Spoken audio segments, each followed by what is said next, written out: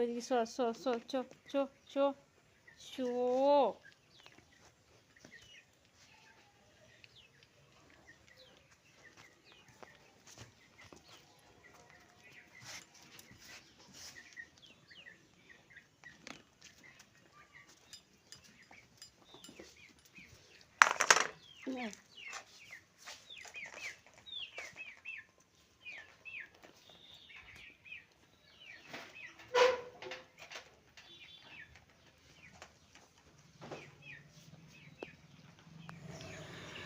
শুভ সকাল আমার প্রিয় বন্ধুরা, তোমরা সবাই কেমন আছো? আশা করছি যে যেখানেই আছো ভালো আছো, সুস্থ আছো, আর আমিও ভালো আছি।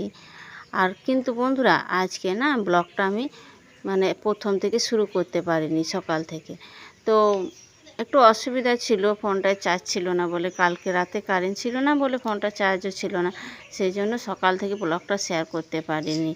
তো দেখো, আমার সকালবেলায় বাসি কাজ হয়ে গেছে, আর মুখ টুক ধুয়ে চাটাও খেয়ে নিয়েছি।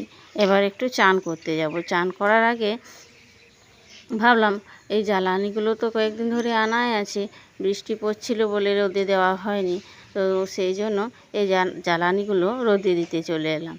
তো জ্বালানিগুলো রোদে দিয়ে একটু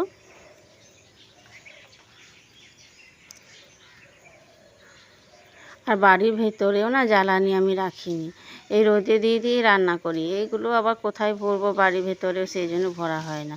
তো আমি জ্বালানিগুলো রোদেও দিয়ে দিলাম। আজকে রোদটাও বেশ ভালোই করেছে, সেই জন্য ভাবলাম একটু রোদে দিয়ে দিই। তো চলো, আমি জ্বালানিগুলো রোদে দিয়ে একটু তারপর চান করতে যাব।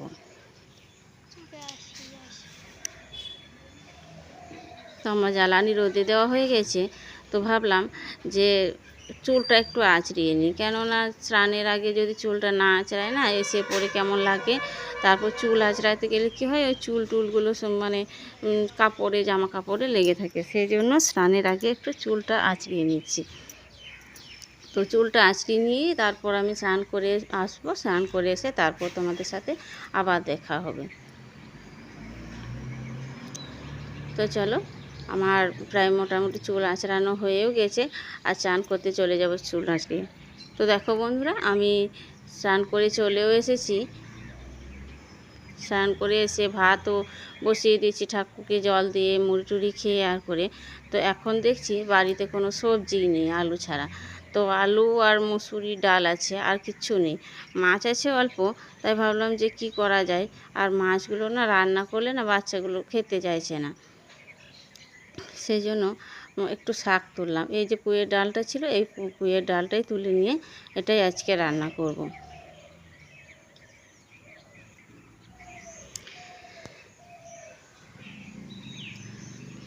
এই শাকটা না বেশ ভালোই ছিল, কয়েকদিন ধরে ঝিরিঝিরি বৃষ্টি হচ্ছে বলে এই শাকটা একটু গলা মতন হয়ে গেছে। আর এখানে তো আওতা দেখছে না, প্রচুর পাতা পড়ে আছে। তো চলো, আমার শাক তোলা হয়ে গেছে, এবার রান্নাঘরে যাই।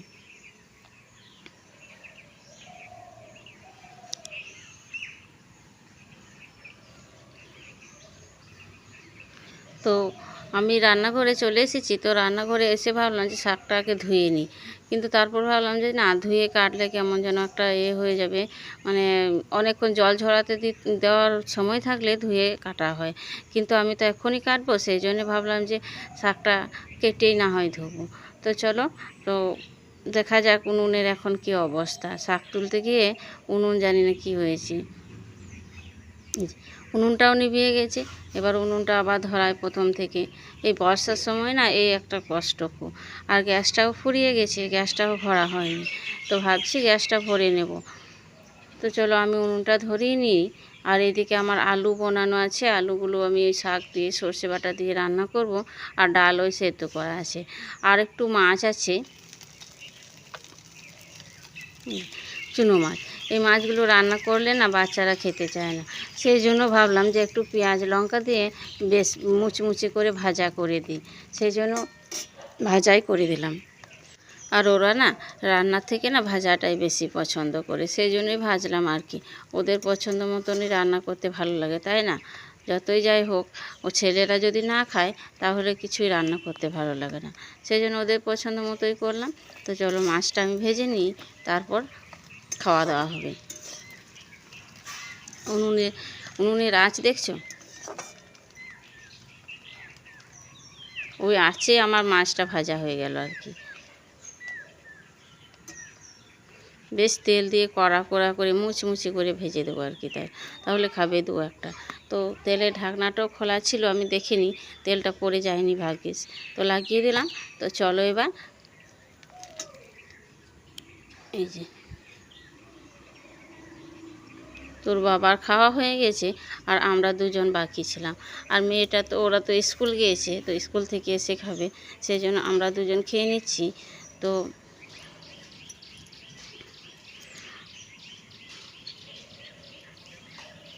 চলো খাওয়া দাওয়া হোক। আর বন্ধুরা, তোমরা কে কোথা থেকে ভিডিওটা দেখছো অবশ্যই জানিও। আর আমার ভিডিওটা ভালো লাগলে একটা লাইক এবং কমেন্ট ও সাবস্ক্রাইব করে দিয়ে যেও। তো চলো খাওয়া দাওয়া হয়ে যাক, তারপর বাবুর সাথে না খুনসুটি করতে আমার বেশ ভালো লাগে। একটা লঙ্কা ছিল, ওকে বললাম এই লঙ্কাটা নিয়ে খা, ভালো হবে। তো বাবু বলছে না না নেবো না। তো লঙ্কাটা পাশে রেখে দিল। তো চলো দেখো, আমাদের খাওয়া দাওয়ার পর একটা শুয়েছিলাম, আর ও দেখো একটু শুয়ে উঠে দেখো কী করতে লেগেছে। এই যে তেলে ভাজা আলু বড়া করছে, আলু পকোড়া না, আলু বড়া বলে সেটাই করছে আর কি, আলু বড়া করছে। তো চলো দেখা যাক কী কী করছে। আলু বড়া করেছে, আর এদিকে পাঁপড় ভেজে রেখেছে একটু, এই যে পাঁপড় ভেজে রেখেছে, আর ওইখানে একটু কারি পাতা রেখেছে। কারি পাতাগুলো বেসনে ডুবিয়ে ভাজবে আর কি, খেতে খুব ভালো লাগে। তোমরা কে কে কারি পাতা বড়া খেয়েছো কমেন্টে আমাকে জানিও। তো চলো, ও যতক্ষণ ওইগুলো করছে আমি আমার আটাটা চেলে নিই। আটাটা চেলে নেওয়ার জন্য আমি চলে এলাম আটার বালতি নিয়ে। তো আমি না আটাটা এইভাবে গ্লাসে করে মানে চেলে নিই, তো আমার বেশ সুবিধা হয়, তাহলে মানে সাইডে পড়ে না আর কি, সেই জন্য। তো চলো বন্ধুরা, আজকে ব্লগটা এখানেই শেষ করছি। টাটা বাই বাই, তোমরা ভালো থেকো, সুস্থ থেকো।